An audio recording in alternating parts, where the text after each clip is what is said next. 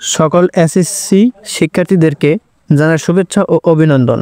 আজকের ভিডিওতে আপনাদেরকে জানাবো কালকে কখন এসএসসি পরীক্ষার রেজাল্ট পাবলিশ হবে এবং কিভাবে দেখবেন সম্পূর্ণ বিষয় আজকের এই ভিডিওতে বলে দিব। সো আপনারা সম্পূর্ণ ভিডিও ধৈর্য সহকারে দেখবেন। ভিডিওটি শুরু করার আগে আপনাদের কাছে ছোট্ট একটি রিকোয়েস্ট, যারা ইতিমধ্যে আমার চ্যানেলটি সাবস্ক্রাইব করেছেন তাদেরকে অসংখ্য ধন্যবাদ। আর যারা এখন পর্যন্ত চ্যানেলটি সাবস্ক্রাইব করেনি তাদেরকে রিকোয়েস্ট করব চ্যানেলটি সাবস্ক্রাইব করে পাশে থাকার জন্য।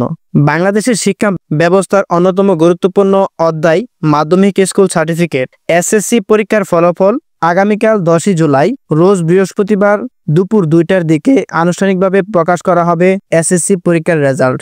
এবছর সারা দেশে লক্ষাধিক শিক্ষার্থী এই পরীক্ষায় অংশগ্রহণ করেছে। তাদের এক বছরের কঠোর পরিশ্রমের ফলাফল অবশেষে প্রকাশিত হতে যাচ্ছে। শিক্ষার্থী, অভিভাবক এবং শিক্ষকদের জন্য এটি অত্যন্ত গুরুত্বপূর্ণ একটি দিন।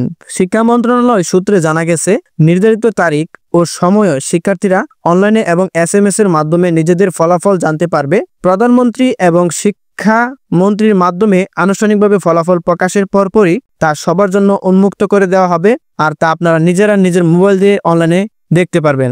তো আমার কমেন্ট বক্সে 2টি লিঙ্ক দেওয়া থাকবে, সেই 2টি লিঙ্কের মাধ্যমে আপনারা আগামীকাল আপনাদের রেজাল্টটা দেখতে পারবেন।